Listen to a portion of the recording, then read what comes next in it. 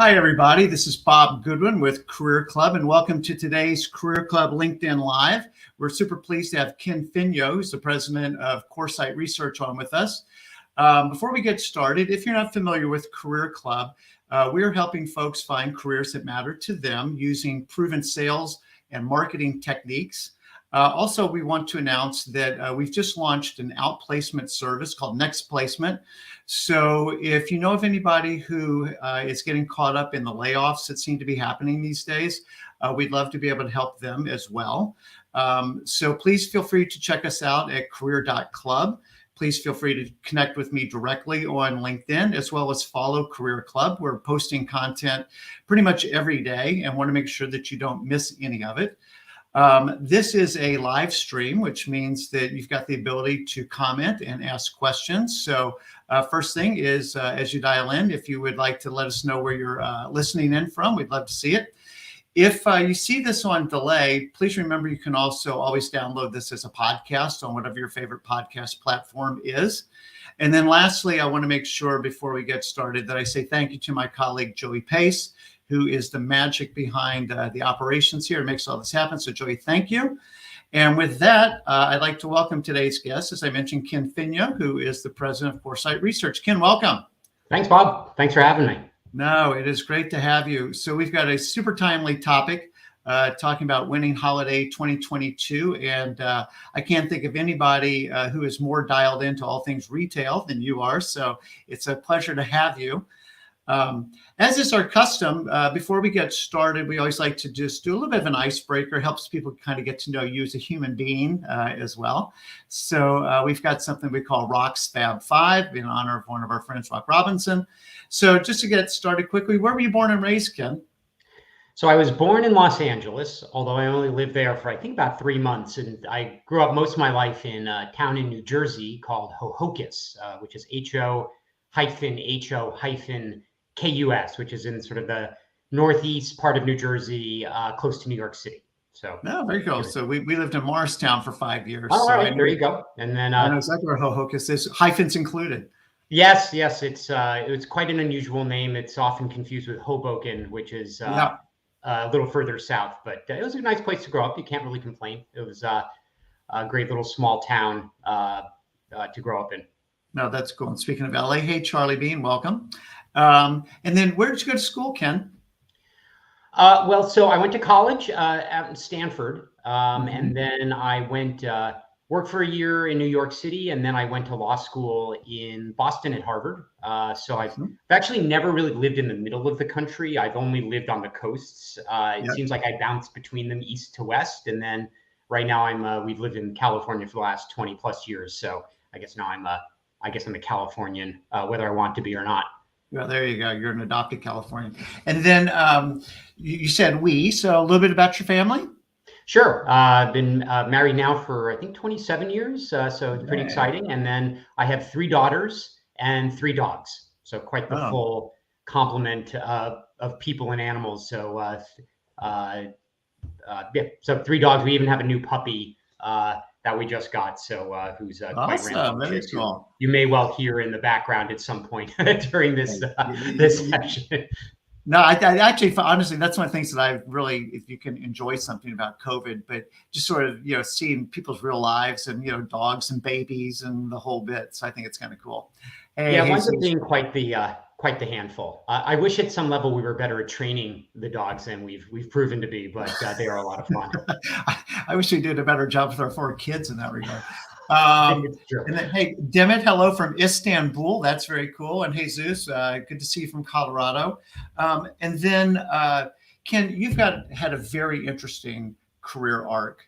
And I think people would be fascinated. Your credentials are really terrific, education notwithstanding. So do you mind just sharing people a little bit about your career?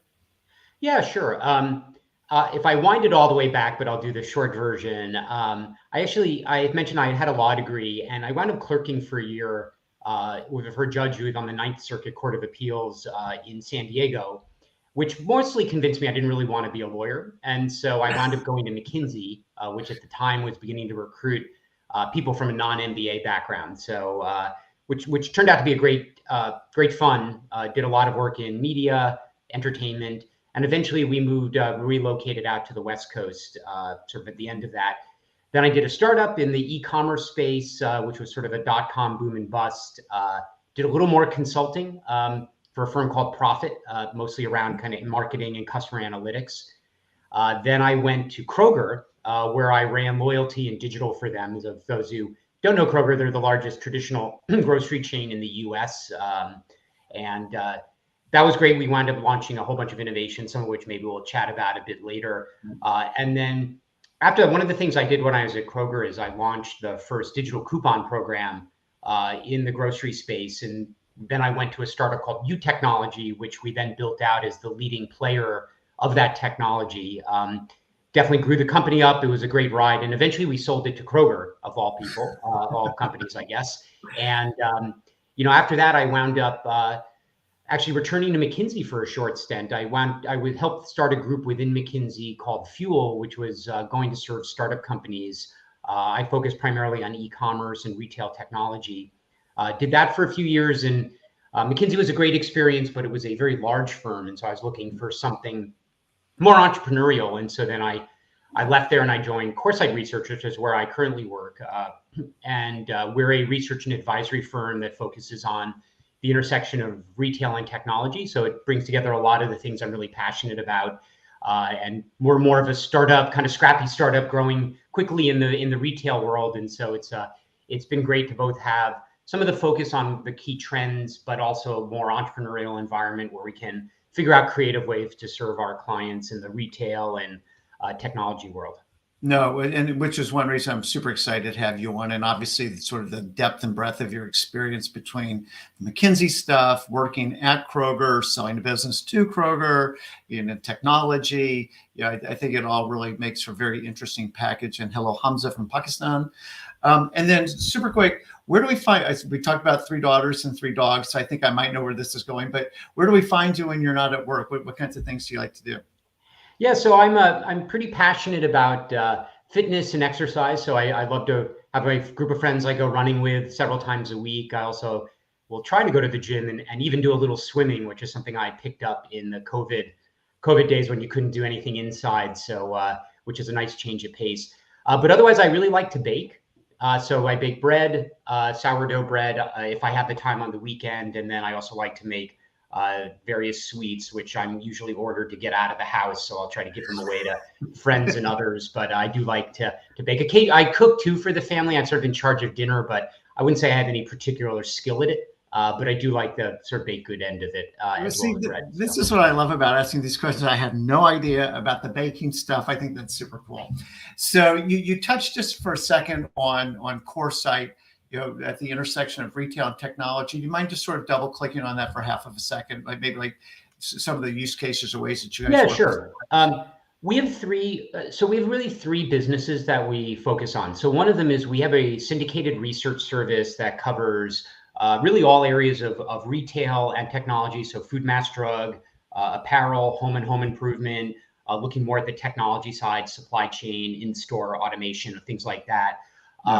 That's sort of one big thing. And we have subscribers are large retailers, mall owners, technology companies that focus on retail, and others.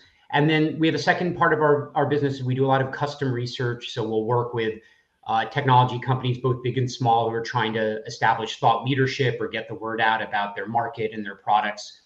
And then lastly, we do consulting or advisory work. So we'll work with some of the largest retailers and brands, as well as technology companies on things like live stream shopping or loyalty and personalization. We've done a lot of recent work in retail media and data monetization. So really some of the core ways that retailers are trying to grow as you think about all the disruption that's happened over the last number of years. And so those 3 businesses are really complementary. So we think we have really deep insights into retail and where it's going. And then we use that in a variety of ways with our clients to help them take advantage of it.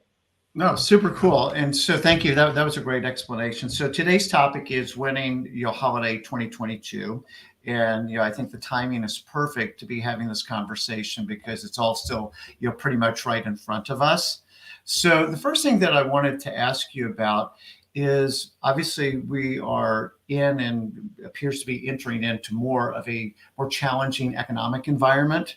both for businesses and for consumers. And so, are there, how do you, first of all, how do you just sort of see that impacting, this holiday? And maybe the secondary question to that is, are there categories or channels that you see either benefiting or not benefiting from whatever those prevailing trends are? Sure.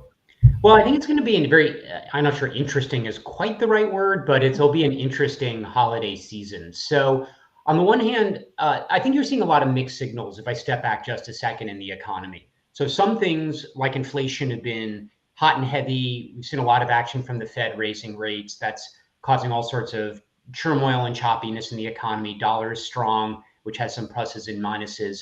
On the consumer side, employment has remained strong.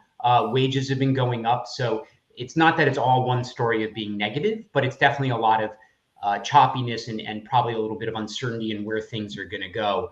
I think in terms of holiday, what we're predicting, it's a little bit of a good news, bad news story. So on the good news, we do think that retail spending is going to increase probably in the mid to high single digits. So if you're thinking somewhere between 5 and 9-ish%. The challenge is a lot of that's going to be driven by inflation and price increases as opposed to real sales. And so we actually just ran some consumer surveys looking at people's predicted spending. And what we've seen, not surprisingly, is more people are planning to spend less this year than they spent last year, which is a flip from what we saw last year, where you saw a lot of pent up demand and people are really looking to spend more.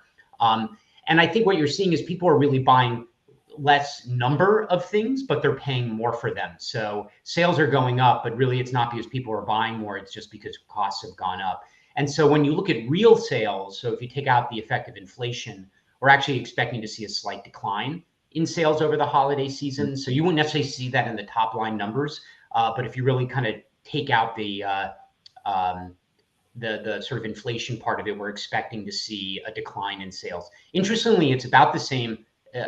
Just a quick aside, you see the same thing with wages. Even though real wages have gone up, you might read a lot about how a lot of companies are raising wages to attract and retain workers. When you look at it on a real basis, actually wages are going down, which is another thing that factors in.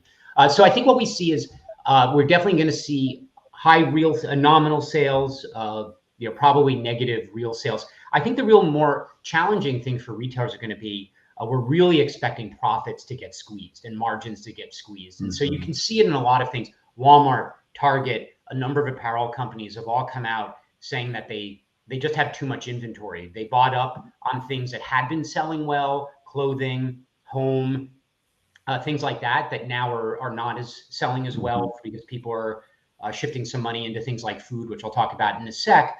And so what we're expecting is pretty heavy promotional activity and discounting to start clearing out some of that inventory. So when we think of the picture for retailers in particular, good for consumers, lots of deals out there, bad for retailers, because in addition to sort of the real sales going down, we're expecting margins in particular to be pinched as they have to clear out a lot of this extra inventory. Yeah. So, and I think I saw yesterday, like computer sales are like significantly down. So, a lot of things that people bought during the pandemic, outdoor furniture, computers, exercise stuff, all of a sudden, like, hey, we need to build up our inventory for all that because there's a lot of demand, and supply chain kind of delayed delivery on a lot of stuff. Yep. All of a sudden it's shown up and it's like, oh my gosh, we have 40% more inventory than we should have at this point, as you say. Yeah, well, it's what happened, I think, in general, people buy way in advance or order way in advance for holiday. I know when I was at Kroger, it was like a year in advance. We would place our orders for holiday the next year. And so with that kind of long thing, I think people thought that some of the trends were going to continue. They ordered up on things that had been selling well, like you mentioned, computers, other things. What we're seeing a lot now is with inflation, particularly in food inflation, what you're seeing is a lot of consumers, particularly people who aren't at the higher end of the income spectrum, are really devoting more of their spending to food and food related things. That just leaves less for everything else. So I think what you're seeing is people are buying less clothing. They're not buying, they're going to make that computer last another year, right? All those things because they're spending more of their budget on food And I still think there's some pent up. I do think in travel, you'll see, I think people are trying to hang on to some of the spending where they didn't get to do during the pandemic. So I still want to take that trip. So maybe I'll cut back in other areas when I think about that. So you asked about industries. I think that's why when you look at it, food, I think will continue to do well.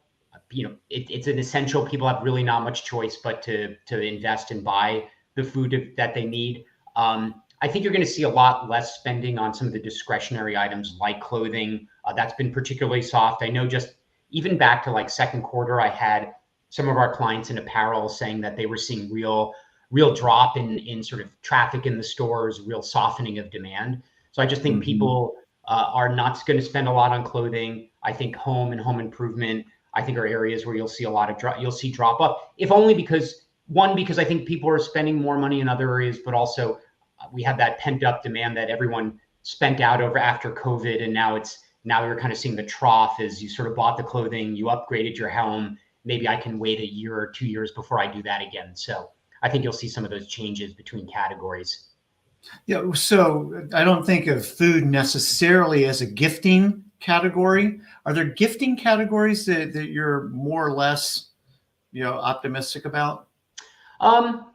Food can be. I think people will give card. I mean, we've seen a long-term trend in gift cards as being a huge holiday gifting, and I assume that will continue. I think it's turned out to be a easy. I know personally, my own kids love just getting sort of either money / gift cards for things, buy what they want. So I do think that will still go. I think most of the same. I think you will see apparel gifting. I think the traditional things people will do. I think you'll see people buy less for themselves, which is probably where you'll see the softness in something like apparel, right? Yeah. I may still buy for my kids, but I'm probably going to hold off buying for myself on some of those things. Pet might be an area. Oddly, people give gifts. We were sort of talking about dogs, but a lot of people have gone and bought pets. So I think we see one area we do see huge growth continued is in the pet category, whether that's food or that's toys or clothing or other things for pets. So that could be a category you might see a lot of gifting in. You mentioned travel. I'm curious if maybe you think that rather than buying stuff, we might buy a trip to Disney, or we might buy a cruise, or do something special that's more experiential than tangible. Yeah, that could definitely be. There's been a long-term trend towards more experiences, particularly with the Gen Z and millennials seem to have more of this idea. I'd rather spend on experiences than on product. That shifted a bit during COVID, just because you really couldn't go do the experiences, right? There wasn't travel was shut down. You couldn't necessarily go to the boutique exercise classes you might have gone. So I think you saw it start coming back last year, and I believe that trend will continue. I think there's still, you can now with COVID going down, you can travel. It might be more expensive in some areas. The truth matter is, though, I've had a number of, this is more just personal experience, but a number of friends of making plans to go to Europe because the dollar is so strong. In some ways, actually going to Europe, going to Asia, I think it's going to be cheaper for a US audience at least. So I would imagine people will try to take advantage of that, even if they may be not spending as much on some other categories. Yeah, because that's like a 20-30% discount depending on what you're. Yeah, exactly. I feel like we should all go to Europe now. If you've ever thought about going to it, now's probably the time. Just given now would be the. Just quickly, are there channels that you expect to do better or less well this holiday compared to previous years? Well, I think generally I would expect e-commerce broadly to continue to do well. I don't think that means brick and mortar is going away. Matter of fact, we saw a resurgence in brick and mortar this year, interestingly. So we track store openings and closures. Generally speaking, we've done it for, this is I think our 10th or 11th year doing it. This is actually we're actually predicting there's going to be significantly more store openings than closures this year, which is reversing a pretty long-standing trend, probably about 5-6 year trend where we saw more closings than openings. So I don't think brick and mortar is dead. As a matter of fact, I think people have shown they want to get out and they want that social experience of shopping. I would say that generally speaking, malls have struggled and will probably continue to struggle. Not necessarily the high-end malls. I think those sort of flagship malls continue to draw traffic. They have the retailers, consumers they want to go shop and see in person, whether that's more luxury or or fun shopping experiences. I would say more of the mid-range malls will probably struggle and continue to struggle that we've seen. But I would expect e-commerce definitely to do well. I will say one thing we're seeing strong growth in. Matter of fact, we host a shopping festival called 1010, which was on October 10th. That was very focused on live stream shopping. We see that as a really fast growing new channel in the US. So it's sort of doing a little bit of the digital version of Home Shopping Network. It's a massive industry in China, something like 500 billion in gross merchandise sales per year. It's probably maybe around 20 billion in the US, but we really see it beginning to take off. And after a few years, I think, of retailers and brands experimenting with it, that could really make a big difference. And we'll expect to see more companies try to take advantage of sort of this more video-centric way of selling. So, if we no, just on live streaming, dude, because Yeah. I don't hear people talk about that a lot. So this is worth kind of exploring for a minute. Yeah. Is this more like traditional retailers, brands? Is this more DTC kind of, Instagram native brands doing stuff like this, or who's actually live streaming, and where's the future? Like a lot of things, I think it probably earlier, if you go back a few years, had a little bit more of the upstart brands who saw it as a chance to really put their founder or the brand leader up front, where you could talk about the brand story and why did I decide to create this brand or these products. And I think it had a great way of that storytelling that you couldn't really get through other platforms. We're seeing an increasingly large number, though, of larger brands start to. Walmart is probably the leader in the space. They've done a huge investment in live stream shopping. They do it on their own platform. They've done it on TikTok. They've done it on YouTube. They've done it on Twitter. They do it with smaller platforms like TalkShop Live. So I think you're seeing larger players really begin to get into it and expand it. I'd say for many of the larger players, it's something they're testing and they're figuring out how exactly to make it work. One thing we find is one big difference, interestingly, it's actually a medium that does better when you don't over-program it. What we do see is a lot of bigger players all want to produce it like it's a TV ad or it's a TV program. Whereas frankly, what we found is someone with like an iPhone and a ring light can do just as well. And matter of fact, even better if they're engaging and, they take the time to engage with the chats and answer questions during the live stream. So, but we are seeing it grow. And like I said, that one of the reasons we're excited about it is because you're seeing more established companies begin to adopt it, whether that's in apparel and beauty, even in things like food and home as well.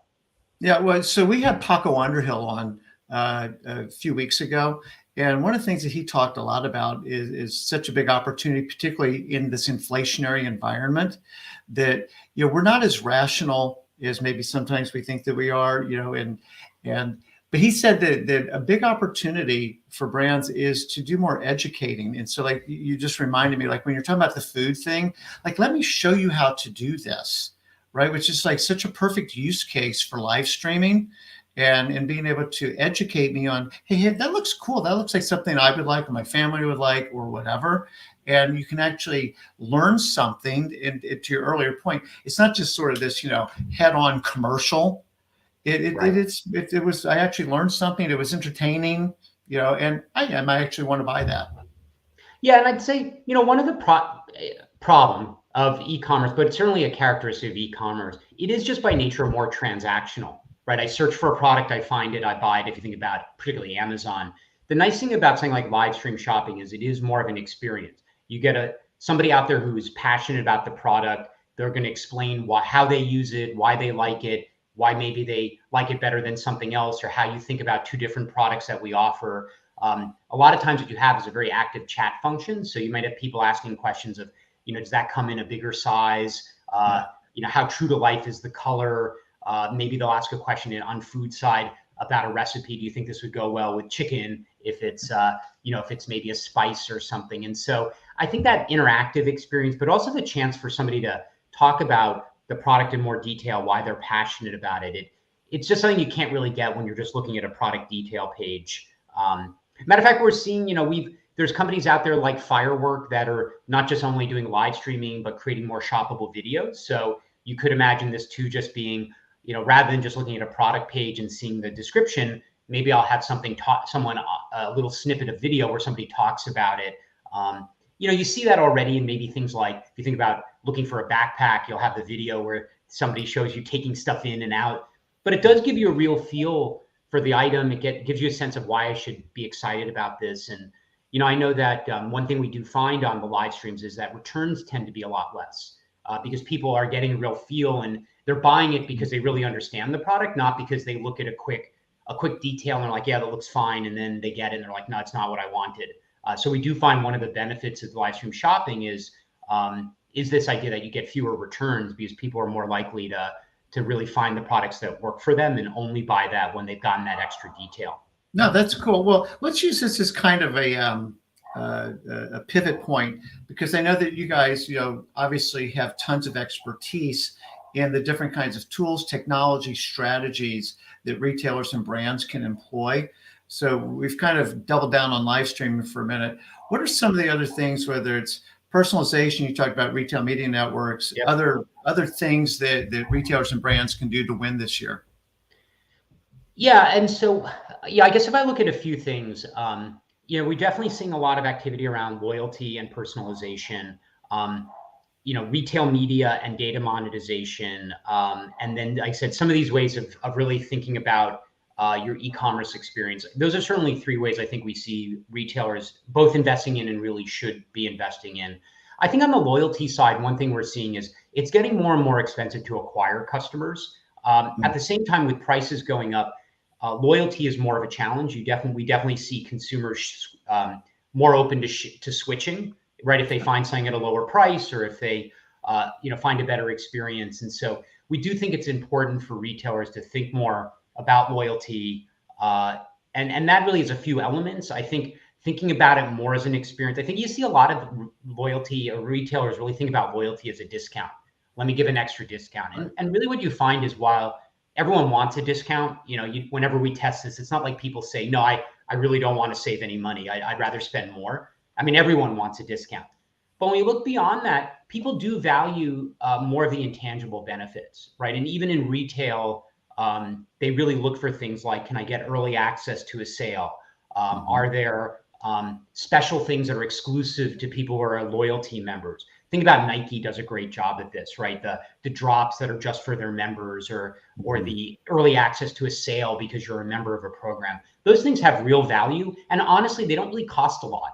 It's not like you have to invest huge money to give somebody early access, your better customers early access. And so thinking about that, and then personalization, really, even though it's not a new thing, I mean, when I was at Kroger, this is now back like 15 years ago, we were very heavily focused on delivering personalized offers to our customers, and it had huge impact. But, I look ahead and there's still a lot of retailers who don't ultimately take advantage of what they know about their customers to do things like, let me make you an offer for something I know you're going to like, or let me recommend a product that maybe you haven't bought, but we think is going to be a great fit for you. And the more you can get aligned with what customers really want, what their real preferences are, that really just, the loyalty effect of that is huge, right? When you get something that feels like these guys know me and they're giving me a deal or even just a recommendation on something that I'm going to love, that has huge impact, much more than just giving somebody $1 off.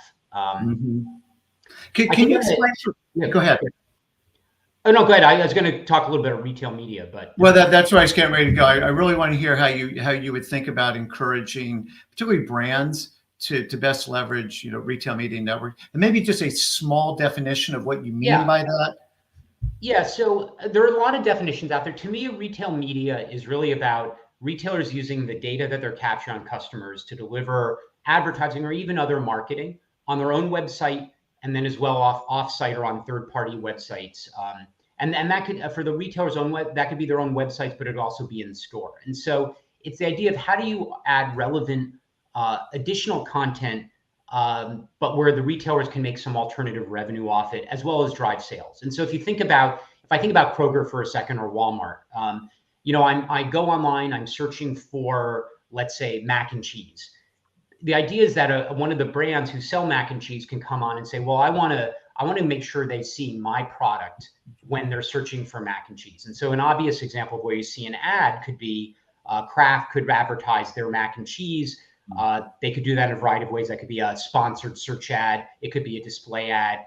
It could be an offer. There's a lot of ways they can engage. But the idea is that hopefully it's relevant for me. First point should be, it should be relevant for me, the consumer. Like, I'm not seeing some product I don't care about. I'm seeing something that would be relevant, that I might be interested in buying and then have some value for me. And then from the retailer's point of view, not only do I hopefully drive some more sales, but I'm able to make some alternative revenue. And ultimately, it's an important metric because retail has always been a low margin business. E-commerce is frankly it's harder to make profit in e-commerce than it is in the brick and mortar world. And so I think thinking about ways that you can add incremental revenue streams to offset some of those costs, I think is important for retailers to think about. But ultimately, I think to me, it always comes back, can we have a win-win here? Can I actually create a better experience where I'm making, surrounding the consumer with recommendations and sort of suggestions that are going to be relevant to them, but where I can then also hopefully better sort of bring in incremental revenue that I could use to either invest in other parts of my business I'm trying to invest in. And so we see retailers doing this, like I said, on their own properties, but then that data can also be matched with social media or the broader web, so that when people are trying to find audiences online, they can do it. It's in a sort of, you do it usually through a clean room, so they're not sharing personal data, but it does allow brand advertisers, let's say on Facebook, to really understand, am I reaching somebody who might be interested in my product? And then do they eventually go and buy it? And so the ultimate game is to have a win-win for both the brands and the retailers, around their shared customer. Yeah, but even back on the most basic use case, which is like, I'm searching for mac and cheese and being found above the fold. You're the expert in this, not me. What's the conversion? It's like, is it 70% if you're like not above the fold? Well, definitely above the fold is probably something like that. In terms of your higher percent, I would still say most ads don't necessarily get a click through. Interestingly, we find a lot higher engagement in the store. So if you think about, there's companies like, I don't know if you've ever seen a company called Cooler Screens. But what they do is, on the freezer doors or on the refrigerator doors, they're placing ads and other things. And those can have really high conversion because the idea is you're standing in front of this cooler and, maybe the idea is they're going to market ice cream when it's a hot day and it's a certain time, it's sort of in the mid-afternoon and you're looking for a snack. Let me market something that I know is going to be relevant for you. Those can have really high conversion. We definitely see meaningful conversion in terms of the retail media side. I think ultimately it's all about the return for the advertiser. So real quickly, with respect to, if you've got a lot of visibility into this, like thinking about what the leaders are doing, across all the tools that are available to them versus what the laggards are or are not doing. What are some of the key differentiators? Yeah. So, I think, thinking about retail generally, what I would say is one of the big differences between leaders and laggards, I think, is whether you're really customer first or customer focused. And in some ways, it's a funny thing to say. Everyone says they're customer focused, but the truth is a lot of retail still remains very product or merchandising focused. So, you go to a lot of retailers, everything's about what's my new product that I'm bringing out? What are the cool features and functionality about it? What am I going to price it at? What kind of promotion am I going to do? That's really true across whether you're in food or you're in apparel or home. In some ways, it doesn't matter. It's a lot harder to be customer centric, which is really to ask what's really important to my customers and how am I going to serve them? And how do I use data and insights about my customers to really change how I operate? Whether that's what goes on the shelf, what products I develop, how do I market and price it? How do I actually gear my business to my better customers or my best customers and make sure they are super happy in what they're getting? It's easier. It's very much easier said than done. I would say at Kroger, where I was at, it was probably really a 10-year journey where they said, we're going to do business differently. We're going to start with the consumer. We're going to really understand what's important to them. And then we're going to build the business around that, whether that's the products we carry, how we think about price and promotion, how we think about even store layouts, where we put stores. But that was probably a 10-year journey. It was not overnight. And I think when I look at a lot of retailers, they still really don't fully get how they would leverage customer data to help them think about the business, drive the business forward. So to me, that's the biggest difference. The companies that are really good at thinking about the customer, thinking about how they serve them better, I think are going to lead. On the customers that are more price centric, you get a few like a Walmart that can really win by being having low cost products, EDLP. But most people can't keep pace with that. For everyone else, it's really about how can you really serve your customers well, build loyalty, build repeat purchase over time. And that really starts and ends with data, and really a willingness to serve, really go where the customer wants you to go, not necessarily, where you've gone historically in terms of. Is the playing field pretty level for a retailer? Like if I'm collecting, a sufficient amount of data, are the analytic tools and the ability to mine and kind of squeeze the juice, is that playing field fairly level or is it lopsided? Well, I mean, look, the tools are out there. I think for a lot of retailers, it's a struggle to build the capabilities you need to fully take advantage of it, in terms of skill sets. So there are plenty of partners out there, that I think you can take advantage of and work with that can bring you some of those capabilities. So I think for a lot of retailers, it's that combination of having to hire a few people in-house, plus maybe finding a partner who can really bring new capabilities into the organization. But I still think the challenge is less the technical side of it, because the tools are definitely out there, you're right, than more of the mindset, because you have to really both, on the one hand, commit yourself to wanting to run your business that way, right? Am I going to listen to the data? I've been in a lot of meetings where you'll run a lot of analysis, it'll point a very clear direction, but people will say, well, my gut tells me something else. And it's not to say that gut doesn't come into it. I mean, it's hard to do apparel without having some sense of where fashion is going, right? It can't all be the numbers. But I do think that a lot of times retailers don't always trust the data. And that's really almost like a mindset shift that has to happen as well. And that's maybe bigger than the technical side of it, in terms of really taking advantage of what the data can tell you. I think that is a huge takeaway, that it's more mindset than availability of assets and tools to play with the assets. It really is mindset. Yeah. And we look at the biggest retailers and we know that they're all very consumer and data centric simultaneously. Yeah. And I would say one thing that goes along with that mindset thing would be, it's really willingness to try new things. You look at Kroger's, you look at the Walmarts, some of it may be forced by Amazon, but Amazon's another great one. The top players are willing to take some chances. They trying things and seeing how it works. I think it's very hard to play catch up in this day and age. I think technology has moved too fast. I think this idea that I'll just wait a couple years, I'll see how it plays out, then I'll get into it. You can certainly do that. I just think it's very hard to catch up. You think about e-commerce, right? If you've not been investing in e-commerce for the last 5 years, just jumping into it now, you can do it, but you're really playing catch up. And I don't think that's really a great place to be, particularly since you're going to catch up to where a Walmart was 2 years ago, right? Not where they are now. And so I think that's really just important to think about that mindset of, I really can't just rest on my laurels, right? I've got to think about, where's my consumer going? Where's the business going? And I'm going to try to stay ahead of that, not behind. Yeah, well, and Jesus had a great little quote in there. Hippo often wins highest paid person's opinion. And that's the entire consulting model right there. That's definitely true. That resonates. Because I do want to transition into some career advice. Yeah, sure. Is there anything that we haven't touched on, Ken? Just thinking about holiday 2022 that you would make sure that we touch on.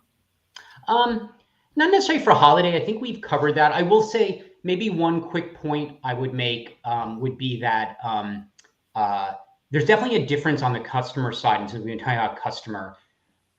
There's definitely a bifurcation where the more affluent people are continuing to spend, you're certainly seeing some of these challenges around inflation and other things really pinching the middle to lower income segments of the population. So I think you're going to see, that's why you see things like dollar stores continue to really grow quickly on the one hand, and frankly, luxury has been doing really well. I remembered about a month or two ago, I was at a dinner with, had a number of luxury brands were in it, and they were all talking about how they were passing through all their cost increases and then some, and getting really no pushback. And so you have to sort of understand the economy is definitely we've seen for a while some bifurcation, but that's increasingly part of the, okay. So if you're in a luxury business, you may do really well. If you're more of a mainstream seller, you're probably going to have more struggles over the next. Yeah, I think I just saw 6 yesterday, months. LVMH had really strong results. And Yeah, you're like, exactly. they live in a different, they're living a different reality than I think a lot of folks are. But, you know, between, you know, there's the real wage stuff that we talked about, and true inflation and gas prices and food prices, but there's also a perceived, you know, poverty, strong word, but, you know, feeling less affluent anyway. You know, the housing bubble has definitely started to correct, right? I look at my stock portfolio, it's down. So it's sort of like you have both what the money that's really in my checking account and what I feel like my net worth is. And I do think that people are feeling a lot of pressure, and it seems like people are going to be very selective in what they buy this year. And so the ability to tell a story, create an experience will really be paramount for the folks who are going to win. Yeah, no, totally agree. So quickly on, because you have had such a cool career between, you know, the law degree and clerking and, you know, 2 times at McKinsey, obviously the Kroger experience, everything. You know, you've been a successful entrepreneur. You know, what do you feel, you know, what advice would you give your younger self, or even as, you know, I'm sure you talk with your daughters about, you know, maybe things that they might think about going to college and stuff. You know, what's sort of your top line career advice based on your experience? Sure. You know, I guess I would say at a highest level, I think it's definitely to find something you can be excited about. That's kind of trite. I know we say that sort of stuff a lot, but it is important. You know, you want to be excited about going to a job. You don't want your job to feel like just drudgery. There's always part of the job that's sort of, you know, the drudgery work part, but you want to be excited about it, whether that's a company or whether that's a sector or a type of work you want to do. It's like, find the thing that's really passionate about, and you can get excited about getting up every day. But if I was thinking about this a little bit, and I would say one thing that, and I'm not sure I actually think this is something I didn't follow as much as I should have. So but in retrospect, if I could change something, it might be this, which is, you know, is definitely think more about people than the job itself. And so, but what I mean by that is, you know, you're going to come along the way in your career of people who are mentors, right? People you really like working for, really give you the chance to grow, train you, share their wisdom, and who support you. And I think thinking about following them wherever they might go, in some ways is more important than thinking about the job I'm going to have, the title I'm going to have. I would say, like, if you have somebody you're close to and they say, hey, I'm leaving company A, I'm going to company B, it's in a different area, maybe the role you're going to do is different, do you want to come with me?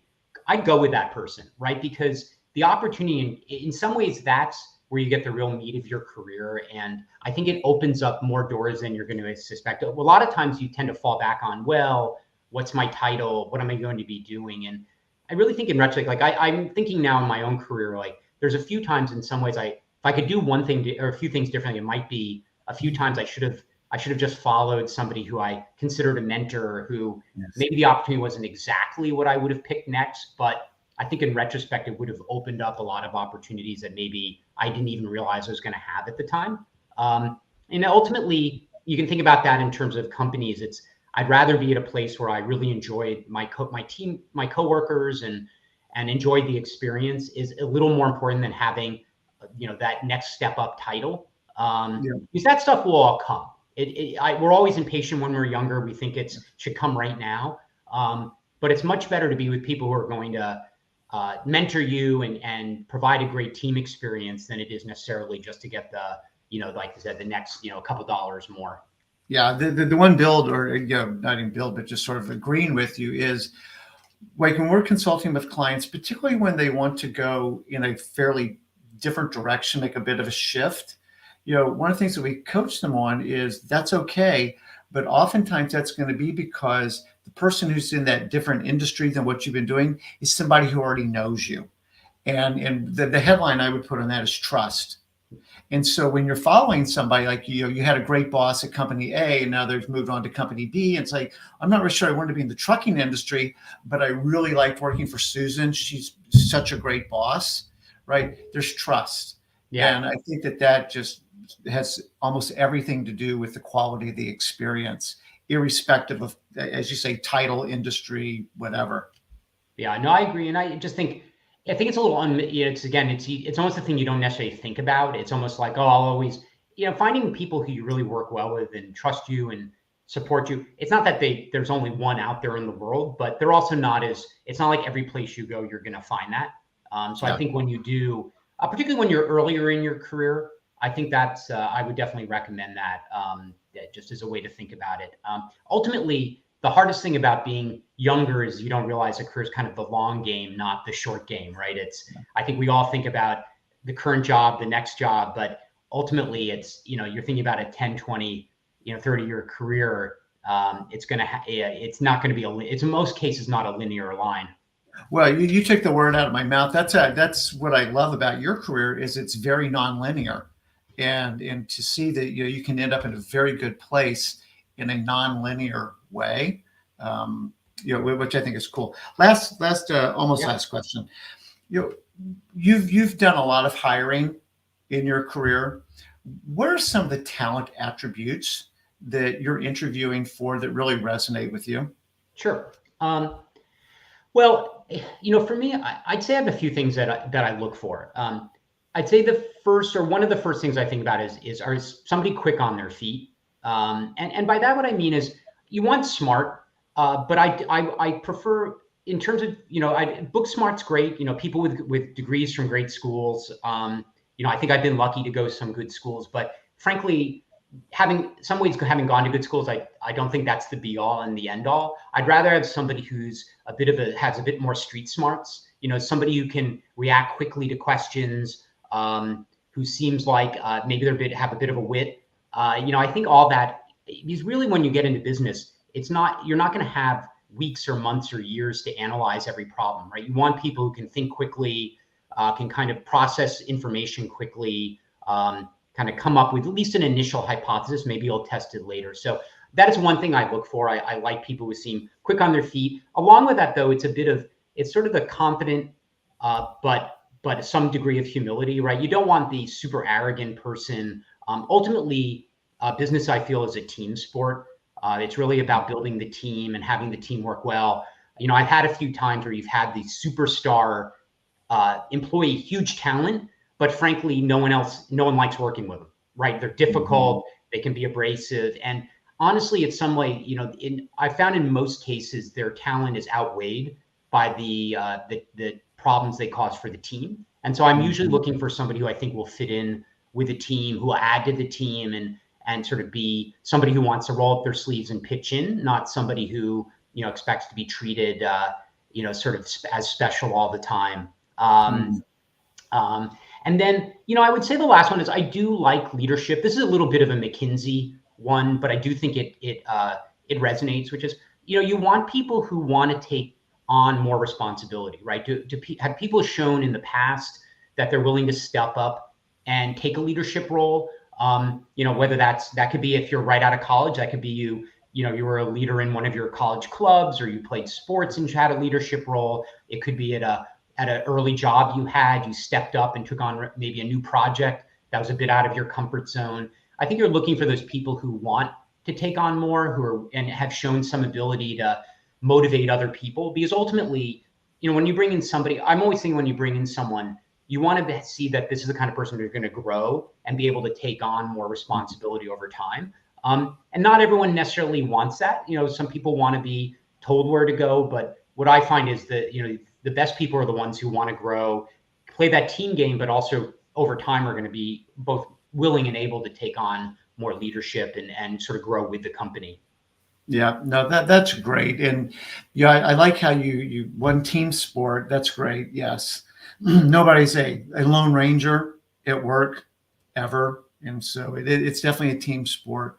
And then two, I really like how you said, even when you're young, you can still demonstrate leadership qualities. You don't have to have been the president of GE for 20 years, and I think sometimes some of our younger clients struggle with, but I don't have all this experience, but you do have experience, and you do have proof points that you can show.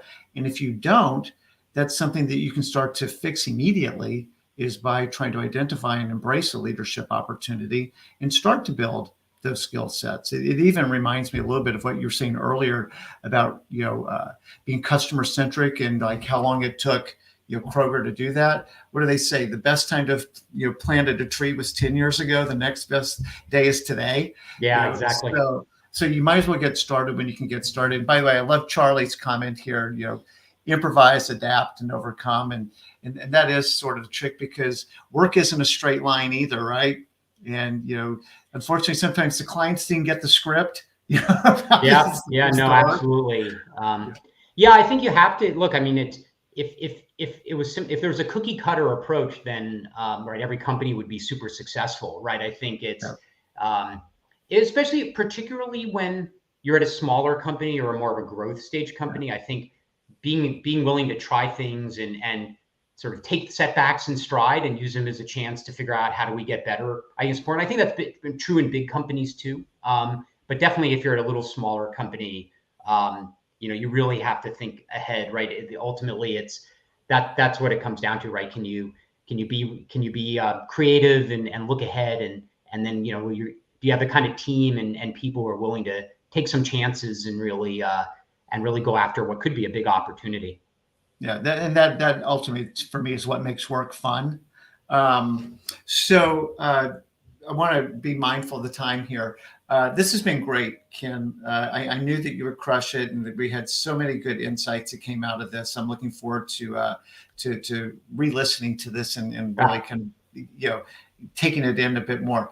If people want to connect with you, what's the best way to do that? Yeah, sure, absolutely.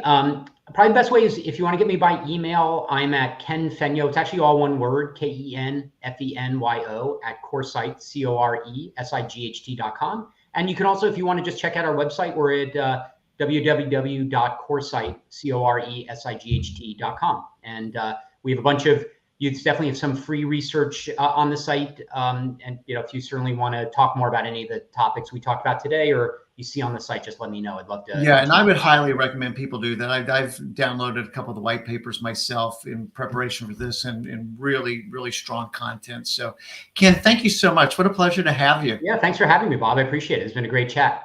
No, and thank you everybody who took the time to dial in today. And we wish everyone well and a happy holiday as that approaches. So thank you, and we wish you a great week. Bye-bye.